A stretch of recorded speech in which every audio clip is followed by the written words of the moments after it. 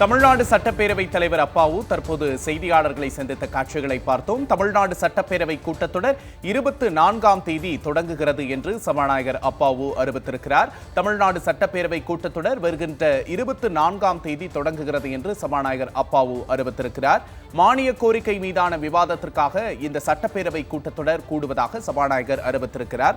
சட்டமன்ற கூட்டத்தொடரை எத்தனை நாட்கள் நடத்துவது என்பது குறித்து அலுவல் ஆய்வுக்குழு கூட்டத்தில் முடிவு செய்யப்படும் என்றும் வருகின்ற 24ஆம் தேதிக்கு முன்பு சட்டப்பேரவை அலுவல் ஆய்வுக்குழு கூட்டம் நடைபெறும் என்று சபாநாயகர் அப்பாவு தெரிவித்திருக்கிறார். தமிழ்நாடு சட்டப்பேரவையின் கூட்டத்தொடர் வருகின்ற 24ஆம் தேதி தொடங்குகிறது.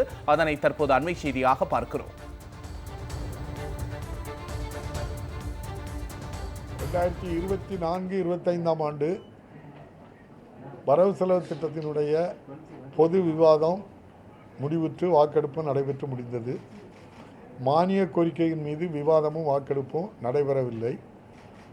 வருகின்ற ஜூன் மாதம் 24ஆம் தேதி காலை 10 மணிக்கு தலைமைச் செயலகத்தில் உள்ள சட்டமன்ற பேரவை மண்டபத்தில் காலை 10 மணிக்கு நம்முடைய சட்டமன்ற பேரவை கூட்டத்தினை கூட்டியிருக்கின்றேன். அன்றைய தினம் முதல் எத்தனை நாட்கள் மானிய கோரிக்கையின் மீது விவாதம் நடைபெற வேண்டும், எந்தெந்த தேதியில் எந்தெந்த மானிய கோரிக்கைகள் மீது விவாதம் நடத்த வேண்டும் என்பதையெல்லாம் வருகின்ற 24ஆம் தேதிக்கு முன்னதாக ஒரு தேதியில் அலுவல் ஆய்வுக்குழு கூடி முடிவெடுக்கும். 24ஆம் தேதி சட்டமன்றம் கூடுது காலை 10 மணி.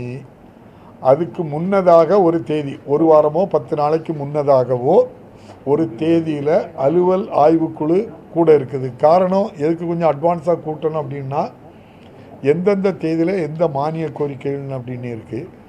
அதே போல் மாமன்ற உறுப்பினர்கள் ஒவ்வொரு மானிய கோரிக்கையிலையும் வெட்டு தீர்மானங்கள் கொடுப்பாங்க. அதுக்கு அவங்களுக்கு கால அவகாசம் தேவை இருக்கிறது.